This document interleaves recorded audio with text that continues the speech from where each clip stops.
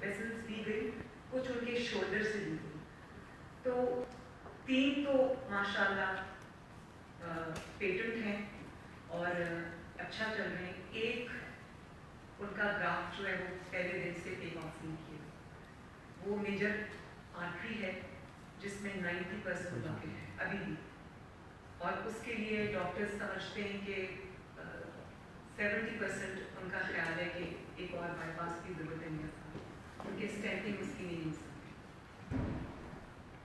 इसके अलावा पिछले 1 साल में एक डेवलपमेंट और भी हुई, और ये जो गवर्नमेंट ने बोर्ड्स कॉन्स्टिट्यूट किए उसी से हमें पता चला कि उनके गर्दन की जो आर्टरीज हैं, जिनको कैरोटिड आर्टरीज कहते हैं, जो ब्लड सप्लाई ब्रेन को देती हैं, वो 60 से 70% जो है वो ब्लॉक है।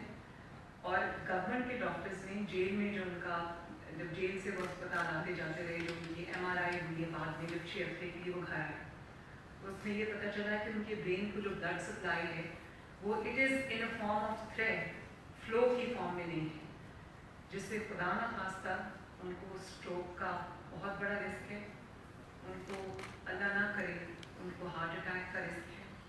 लेकिन इसके बावजूद उनको बेल नहीं दी गई,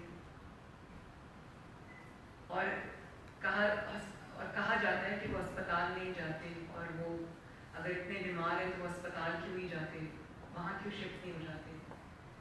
मैं आई विटनेस हूँ, जब वो अस्पतालों के चक्कर लगा रहे थे, कभी PIC में, कभी सर्विसेज हॉस्पिटल में, कभी जिना हॉस्पिटल में, तो मैं हर रोज़ थैंकफुली मुझे इजाज़त थी अस्पताल में उनको विज़िट करने की। मुझे कई डॉक्टर्स ने आके ये कहा कि मियाँ साहब का बहुत कॉम्प्लिकेटेड केस है, ये बहुत हाई रिस्क केस है।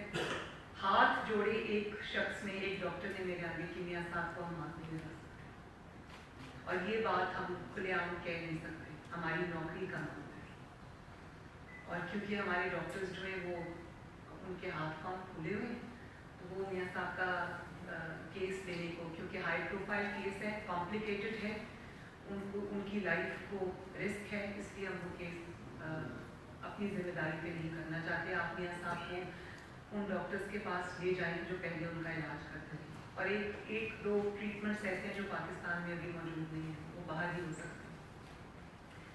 बाहर ये वजह है कि वो अस्पताल जाने से क्यों मना करते हैं, क्योंकि सुबह शाम अस्पताल में सिर्फ उनका ब्लड प्रेशर दिया जाता है या उनका शुगर टेस्ट की जाती है, तो इस चीज़ पे वो तैयार नहीं थे, क्योंकि डॉक्टर्स भी जानते हैं कि उनको किडनी का स्टेज 3 मसला है, और जो एंजियोग्राफी के लिए डाई दी जाती है उससे खुदा न खास्ता इरिवर्सिबल रीनल फेलियर का खतरा है। तो वो डाई जो है वो बहुत ही ध्यान से एक्सपर्ट हाथों में दी जानी चाहिए, जहाँ पे आपको यकीन हो कि डॉक्टर्स जो हैं वो किसी प्रेशर में नहीं हैं, और वो डॉक्टर्स जो हैं वो बगैर किसी प्रेशर के, किसी पॉलिटिकल प्रेशर के या बगैर किसी नौकरी के प्रेशर के उनका इलाज करते हैं।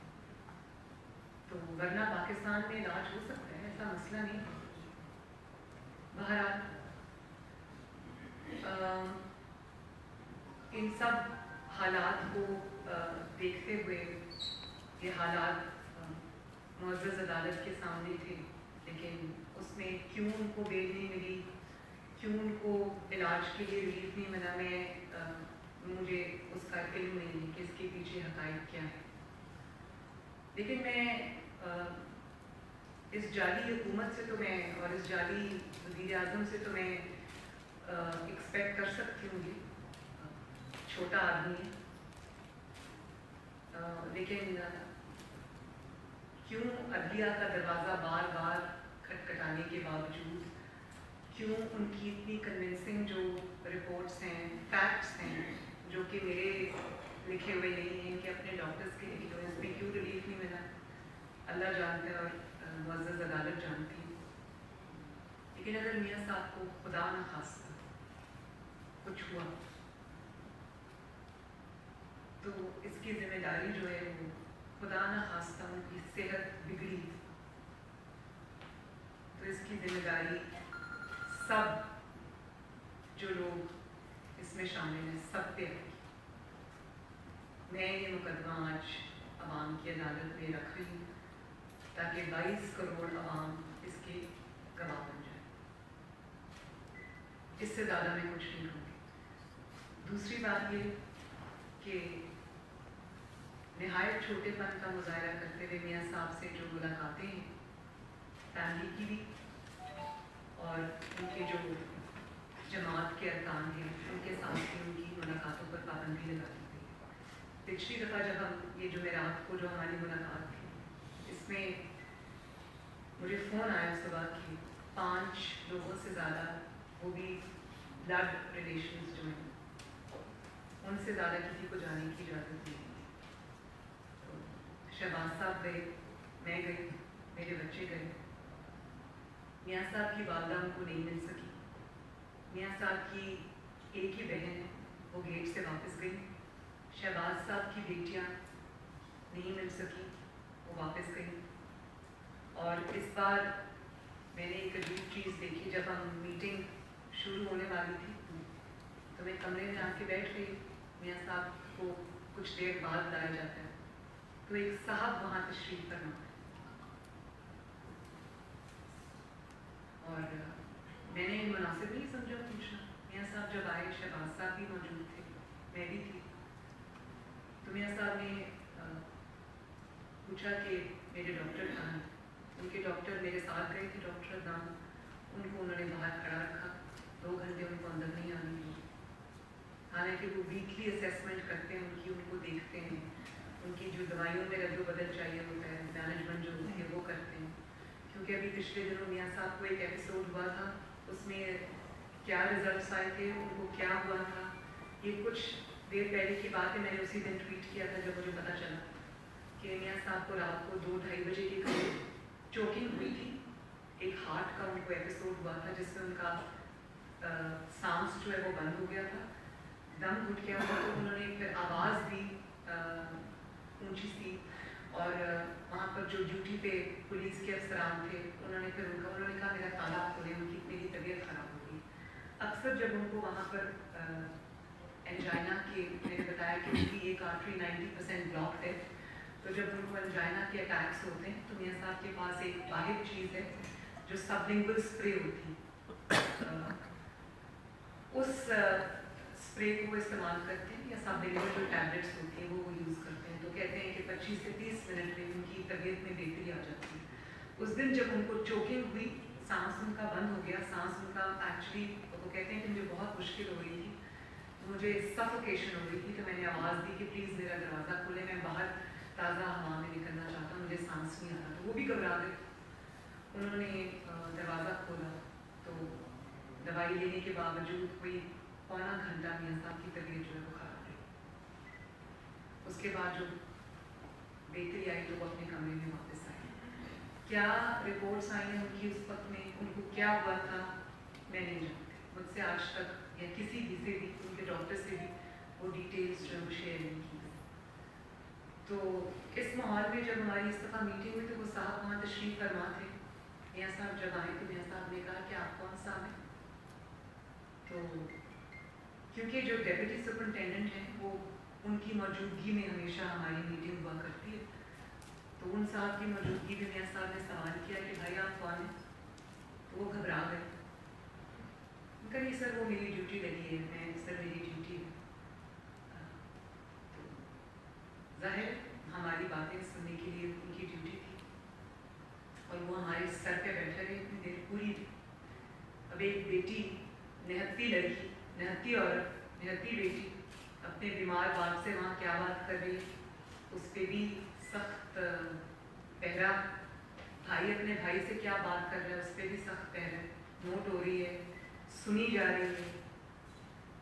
تو بھائی اگر ایک 2 سال کی دن رات کی محنت کے بعد, نواز شریف کو جیل میں ڈالنے کے بعد, سلاخوں کے پیچھے رکھنے کے باوجود, اگر آج آپ کو ان کی ملاقاتوں پر پابندیاں لگانے کی ضرورت پیش آ رہی ہے, ان کی ملاقاتوں کو مانیٹر کرنے کی ضرورت پیش آ رہی ہے, مجھے یہ بتائیں کہ کون سے مہذب معاشرے میں باپ بیٹی کی بات, میں نے وہاں پہ کیا بات کرنی تھی اپنے والد سے, یا انہوں نے مجھ سے کیا بات کرنی تھی, مجھے سمجھ نہیں آتی کہ اس کے اوپر پہلے بٹھانے کی کیا ضرورت ہے, کون سا اخلاق تہذیب اس چیز کی اجازت دے گی. قیدیوں کے بھی کچھ حقوق ہوتے ہیں, شرم آنی چاہیے.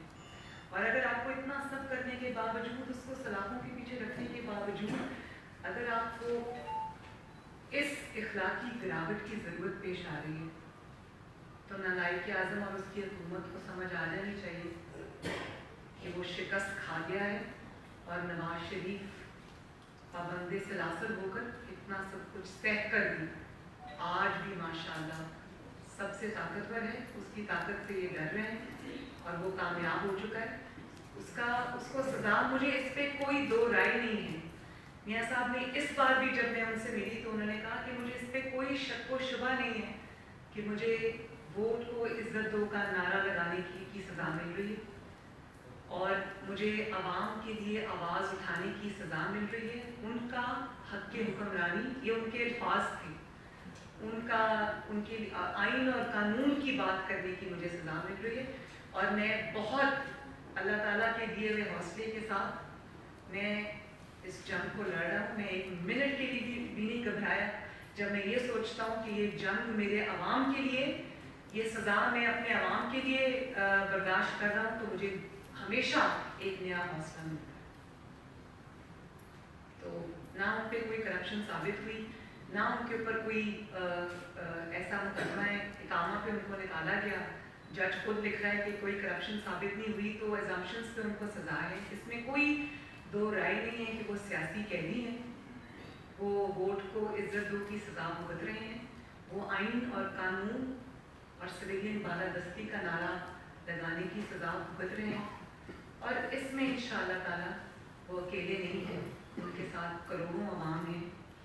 تو یہ مقدمہ جو ہے میں آپ سب کے سامنے رکھنا چاہتی ہوں. میڈم یہ بتائیے گا کہ آپ یہ کہا جاتا ہے, باری باری کیجیے تاکہ میں سب کا جواب. یہ بتائیے کہ جب ہم بھی میاں صاحب سے اڈیالہ میں ملے, جہاں پر بھی ملے, اور میں سے کی عمر تھا, تو میاں صاحب نے یہ کہا کہ میں جب فرسٹ ٹائم ہاسپٹل میں گیا پی اے سی میں, مگر یہ میں بات میری کرتی ہوں بتا رہا تھا کہ ڈاکٹرس جب مجھے ریسیو کیا تو ڈاکٹر نے مجھے کہا کہ میاں صاحب ہم آپ کو رکھ نہیں سکتے.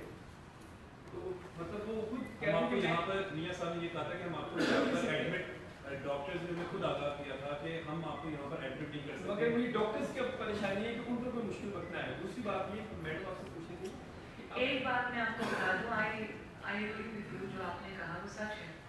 ہمارے ایک بہت پرومیننٹ لائر ہے, وہ کہتے ہیں کہ میں کسی جگہ بیٹھا ہوا تھا تو وہاں ایک یا دو جو میاں صاحب کا بورڈ تھا اس میں جو ڈاکٹرز تھے وہ بھی وہاں بیٹھے ہوئے تھے, کوئی نجی فنکشن تھا.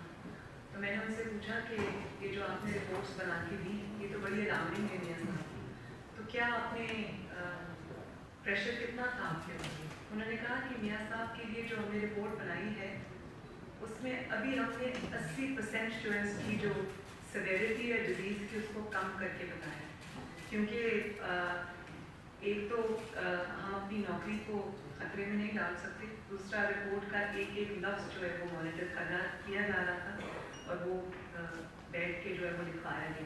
میڈم یہ بتائیے گا کہ 6 ہفتے کے لیے میڈم 6 ہفتے کے لیے میاں صاحب کو ضمانت ملی سپریم کورٹ سے, 6 ہفتے کی ضمانت ملی, اور تحریک انصاف کا کہنا یہ ہے کہ ان 6 ہفتوں کے دوران انہوں نے اپنا علاج نہیں کرایا بلکہ صرف ٹیسٹ پہ اکتفا کیا. دوسرا بات یہ کہی جاتی ہے کہ جو ڈاکٹر ان کو پچھلے 20 سال سے دیکھ رہے ہیں, ان کو ڈاکٹر لارس شاید ان کا نام ہے, ان کو پاکستان بھی بلایا جا سکتا تھا اور یہاں پر ان کا علاج کرایا جا سکتا ہے. کیا آپ اس بارے میں کہیں؟ تھینک یو بھائی, آپ نے بڑا ریلیونٹ کویسچن ریز کیا. آپ یہ سمجھتے ہیں کہ جو بیماریوں کی تفصیل ہے میاں صاحب کی, جو ان کی میڈیکل ہسٹری ہے, جس میں نے آپ کو میں دوبارہ ریپیٹ کر دیتی ہوں, ان کو بہت سویئر ہارٹ پرابلم ہے, ان کو کڈنی کا ایشو ہے, اسٹیج 3 پہ ان کی کڈنی ہے, اسٹیج 4 اللہ نہ کرے از ارریورسیبل رینل فیلئر, کڈنی کا فیلئر جس کے اوپر خدا نہ خواستہ وہ ہمیشہ کے لیے ڈائلسس پہ چلے جائیں گے. اس کے بعد وہ کوالٹی آف لائف کیا ہوتی ہے وہ آپ ڈائلسس پہ جو پیشنٹس ہوتے ہیں وہ آپ بہتر سمجھتے ہیں. اس کے علاوہ ان کو اسٹروک کا بھی خطرہ ہے. اور ایک انکشاف میں اور کر دوں, 6 ہفتے کے دوران ان کے جتنے ٹیسٹ ہوئے اس میں ان کے کچھ جو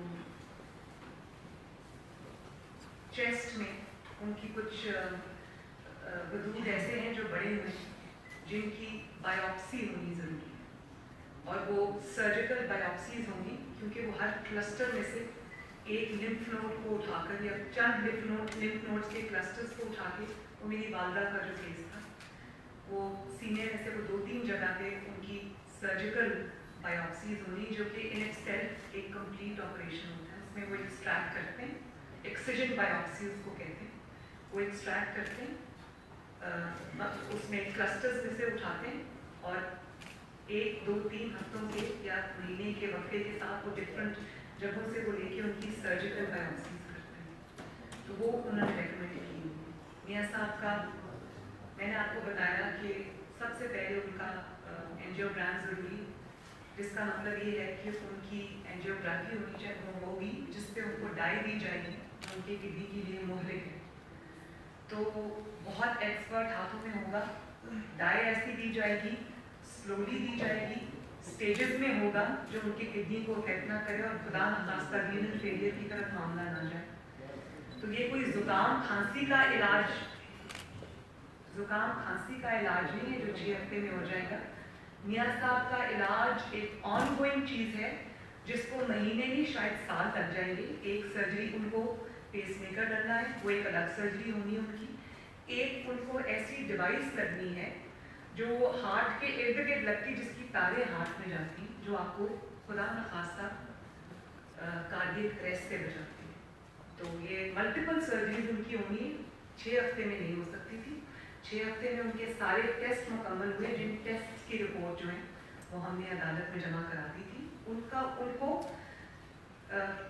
प्रॉब्ली महीने और साल लगेंगे उनके इलाज के लिए, क्योंकि ये नहीं हो सकता कि आज आप दिल की सर्जरी करें, परसों आप उनकी एक्सिजन बायोप्सी करें, उससे अगले दिन अभी वो होश में ना आए हों तो आप उनकी कोई ये पेसमेकर लगाने की सर्जरी करें, उससे अगले हफ्ते। ये तो नहीं हो सकता ना भाई।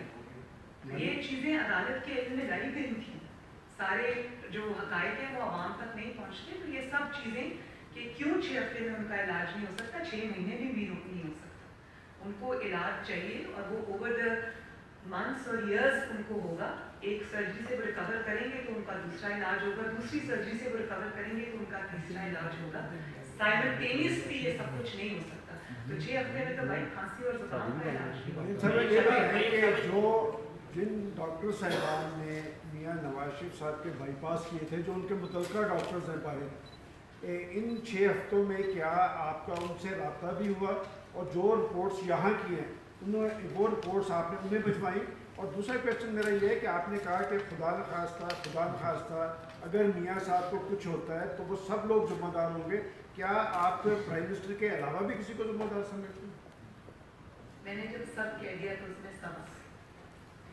और मियाँ साहब के जो डॉक्टर्स हैं उनकी तमाम रिपोर्ट्स जो हैं बाहर उनके नॉलेज हैं, अपने अपने एरिया के स्पेशलिस्ट्स हैं, वर्ल्ड रिनाउंड नाम है। उनकी प्रोफाइल्स के साथ उनकी रिपोर्ट, उनकी रिकमेंडेशन सारी अदालत में पेश की गई। तो आपके सवाल को उनकी सबकी कॉपीज भी मौजूद है, अगर आप कहेंगे तो मैं मुहैया कर दूँगी। ये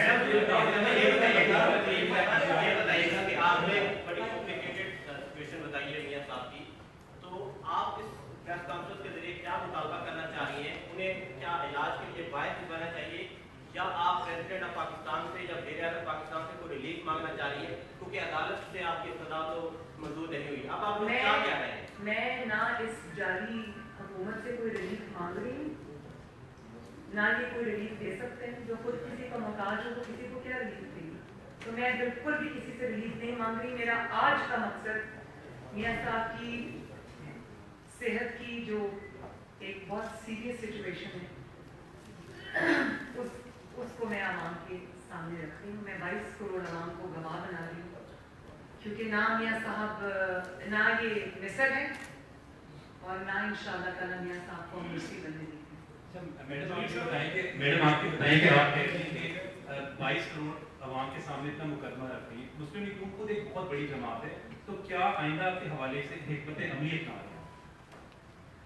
देखिए मियाँ साहब से जुमेरात को जब मेरी मुलाकात होगी तो हमारी लीगल स्ट्रैटेजी आगे क्या होगी इस पे मैं उनसे ज़रूर बात करूँगी, डायरेक्शंस दूँगी जैसे वो कहेंगे। वैसे होगा इसके बारे में। हम बार बार अदालत का दरवाज़ा खटखटा रहे हैं, हम बार बार कभी ये जानते हुए भी कभी लगता है कि रिलीफ नहीं मिलेगा, फिर भी अदालत का दरवाज़ा भी खटका रहे हैं, अदालत का दरवाज़ा भी खटका रहे हैं, इस उम्मीद में कि इंशाल्लाह एक दिन उनको इंसाफ जरूर मिलेगा। मलिक साहब ये फरमाइएगा कि इस आप कर रही हैं बड़ी सीरियस कंडीशन आप बता रही हैं, इन हालात में जो मुस्लिम लीग नवाज की लीडरशिप है, शहबाज शरीफ साहब जो पार्टी के सदर है, वो हुकूमत के साथ मिलकर मिसाक जमहूरियत मिसाक रिलेशन की बात कर रहे हैं, और इस किस्म का तासर जा रहा है कि शायद वो हुकूमत के साथ कुछ ऐसी बातचीत करना चाहते हैं कि सिलसिले में हुकूमत को सपोर्ट करना चाहते हैं। जब आपकी पोजीशन आपकी अपनी पार्टी हुकूमत के साथ इस हद तक तावन पर उतर आए, उनको ये सब सरकार नहीं। देखिए, शहबाज साहब पाकिस्तान मुस्लिम लीग नून के सदर हैं, लीडर ऑफ द ऑपोजिशन हैं, और उनका मेरे से बहुत ज़्यादा एक्सपोजर भी है, पॉलिटिकल एडमिनिस्ट्रेटिव भी। उनकी जो हुब्बुल वतनी है उस पर ज़र्रा बराबर भी किसी को शक नहीं है, और उन्होंने जो मिसाकी मईशत की बात की है उसमें डेफिनेटली उनके पेश नज़र वो चीज़ें होंगी जो शायद मेरे पेश नज़र नहीं है। उसमें मुल्क का जो आगे बढ़ना चलना, पार्लियामेंट का जो तकद्दस है, जो हम देखा पार्लियामेंट में क्या हुआ, वो उनके पेश नज़र रहा होगा, उनकी एक अपनी राय है। अब जो मैं आपको देने लगी वो मेरी ज़ाती राय है, और ऑब्वियसली मुझे अपनी ज़ाती राय देने का हक एज ए पाकिस्तानी भी है, एज ए PMLN मेंबर भी है, एज ए PMLN वर्कर भी है, और मैं हर मौके पर अगर मेरी कोई डिसेंटिंग नोट होता है किसी चीज़ पे, या मुझे कोई मेरा नुक्ता नज़र किसी से मुख्तलिफ होता है, तो मैं पार्टी मीटिंग्स के अंदर मियाँ साहब की प्रेजेंस के अंदर, शहबाज शरीफ साहब की प्रेजेंस के अंदर बहुत मुअद्दबाना तरीके से अपना पॉइंट ऑफ व्यू ज़रूर रखती हूँ। रिजेक्ट हो जाए और बात है, एक्सेप्ट हो जाए वेरी गुड, और उस पर फिर फैसला होता है। लेकिन मेरा ज़ाती ख्याल ये है, ये मेरे ज़ाती राय है कि मिसाके मईशत जो है वो मजाक मईशत है मेरा ख्याल, और जिस शख्स ने मईशत का बेड़ा गर्क किया, जिस शख्स ने पाकिस्तान को की मईशत को तबाह और बर्बाद किया, जो जाली तरीके से इक़्तिदार में आया, वोट चोरी करके इक़्तिदार में आया, जो चोर दरवाजे से इक़्तिदार में आया, आप उसके साथ किसी किस्म का ना कोई बातचीत करनी चाहिए, ना किसी किस्म का कोई मिसाक करना चाहिए। आज आप मुझे ये बताएं कि पाकिस्तान की स्टॉक एक्सचेंज को जिस शख्स ने, नालायक आज़म ने, जिसकी नालायकी ने, जिसकी नाअहली ने स्टॉक एक्सचेंज को डबो दिया, पाकिस्तान की मईशत को डबो दिया, ग्रोथ रेट आपकी 6 से गिरती 3 से कम हो गई, पाकिस्तान के कर्जों का हुजूम इतना ज़्यादा बढ़ गया, पाकिस्तान की तरक्की को जिस नालायक आज़म ने रोक दिया, जिस शख्स ने आए दिन जो है वो महंगाई इतनी ज़्यादा हो गई है कि आवाम का जीना दोभर हो गया, उस शख्स से मिसाक, उसको तो ये एनआरओ देने के मुताबिक होगा, जिस बात पे उनका घेराव करना चाहिए, जिस बात पे उनको रिस्पॉन्सिबल होल्ड करना चाहिए, उनको आप किस तरह से ये रिलीफ दे सकते हैं। वो तो देखिए ना, आप किसी और चीज़ पे तो वो तैयार नहीं है, वो अपनी नालायकी और अपनी नाअहली से उसने मईशत का जो हाल कर दिया, उस पे वो चाहता है कि ऑपोजिशन जमातों की मोहर भी लग जाए, तो एंडोर्समेंट हो जाए। ये नहीं हो सकता। जवाब उसको देने दें, उसका घेराव करना चाहिए, उससे जवाब लेना चाहिए, और जो भी उसकी गिरती हुई साख को सहारा देगा, वो अवाम की अदालत में, वो कोई भी अपोजिशन पार्टी हो, वो अवाम की अदालत में मुजरिम ठहरेगी, मुजरिम कहलाएगी। तो इस जुर्म में हमें हिस्सेदार नहीं बनना चाहिए, और जो जाली तरीके से हुकूमत में आता है, जो वोट चोरी करके आता है, जिसका मैंडेट ही नहीं है, जो मैंडेट चुरा के आता है, आप उसको मीसाक की ऑफर नहीं करते, आप उसको इबरत का निशान बनाते हैं ताकि आने वाले वक्त के अंदर कोई भी दोबारा अवाम के वोट को रोंद के इतना घिनौना खेल मुल्क के साथ ना खेल सके। तो ये तो बिल्कुल भी मेरे ख्याल में कोई एनआरओ उसको नहीं देना चाहिए, उसको अपना कंधा नहीं देना चाहिए।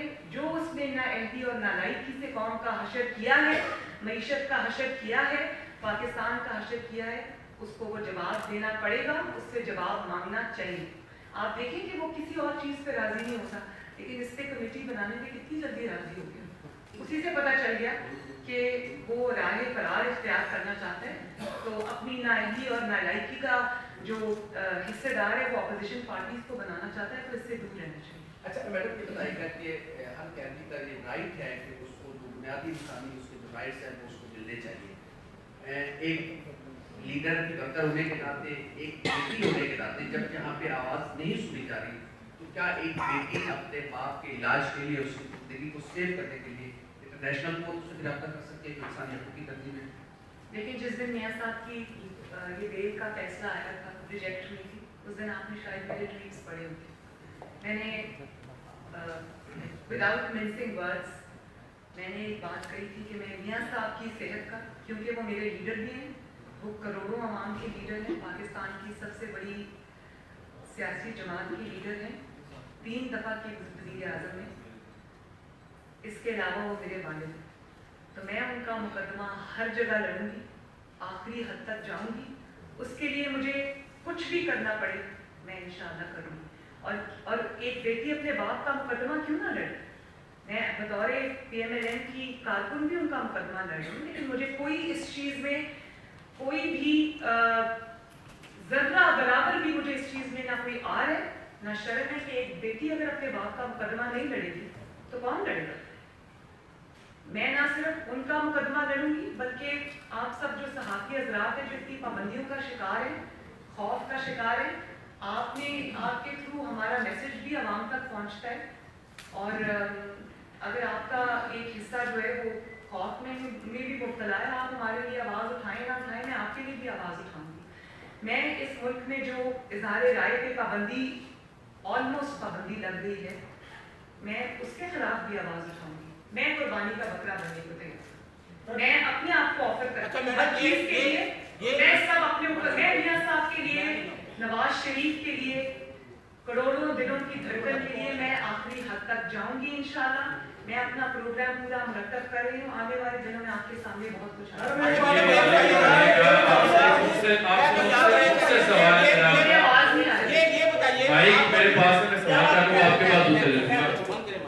आपको बिल्कुल हक है कि आप वालिद का मुकदमा लड़ें, लेकिन ये बताइएगा कि 1 साल पहले आपके वालिद साहब ने ये कहा था कि मेरे दिल में कुछ ऐसे राज हैं जो मैं बताऊंगा वक्त आने के, तो क्या वजह है कि वो राज अभी तक सामने क्यों नहीं आए, और आप क्या वो राज उनसे लेके आवाम को बताएंगे ताकि उनके भी दिल का बोझ हल्का हो?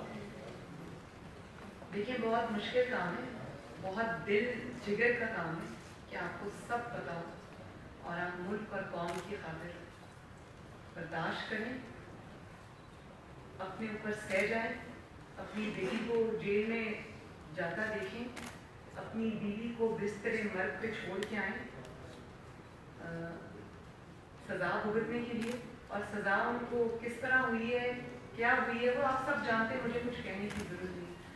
जबकि वो एक ही दिन में, एक ही लम्हे में सब कुछ आवाम को बता भी सकते हैं, अपना मुकदमा उनका बहुत कन्विंसिंग है, कर भी सकते हैं, लेकिन इसके बावजूद कि मुल्क को वो कोई ऐसी पर्सनल कोई ऐसी चीज़ करके मुल्क को किसी और बुरान से अगर कोई रुझान होता है तो इसके उन्होंने बहुत सब्र किया, और ये सिर्फ एक इतने बड़े लीडर का हौसला है, वरना 5 मिनट से ज़्यादा का खेल नहीं है।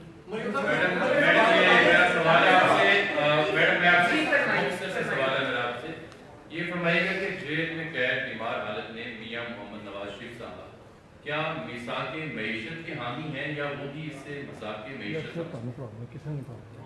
वो बिल्कुल और वो ये चाहते हैं कि बिल्कुल ऑपोजिशन किसी किस्म की कोई कमजोरी ना दिखाए, वो ये समझते हैं कि तरक्की करता हुआ पाकिस्तान अगर आज तनज़्ज़ुली की तरफ चला गया है तो उसका हिसाब किताब होना चाहिए, ना कि उसके ऊपर कमीशन बनने। एक और चीज़ थी, एक तहकीकाती कमीशन हुकूमत ने कायम किया है कि माजी की 10 साल हुकूमतें जो हैं उन्होंने बड़े पैमाने पे कर्जे लिए। आपने भी कर्जों में इजाफे का जिक्र किया है और अमलन सूरत हाल ये है कि पाकिस्तान की मईशत आज कर्जों की मईशत बन चुकी है। इस तहकीकाती कमीशन के हवाले से आपकी राय क्या है? और जिस मुआशी सूरत हाल का आपने जिक्र किया है, इस मुआशी सूरत हाल के खिलाफ आपकी पार्टी कब सड़कों पर आ रही है? आपने 2-3 सवाल इकट्ठे कर दिए हैं, तो पहले क्वेश्चन का जवाब दे दूं। देखिए, जिस शख्स ने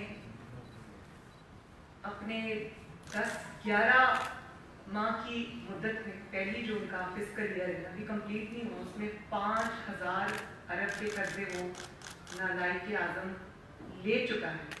PMLN के 5 साल की हुकूमत के कर्जों का हुजूम 10,000 अरब, ठीक है, और इसका एक 10 महीने का जो कर्जे इसने लिए वो 5,000 अरब है।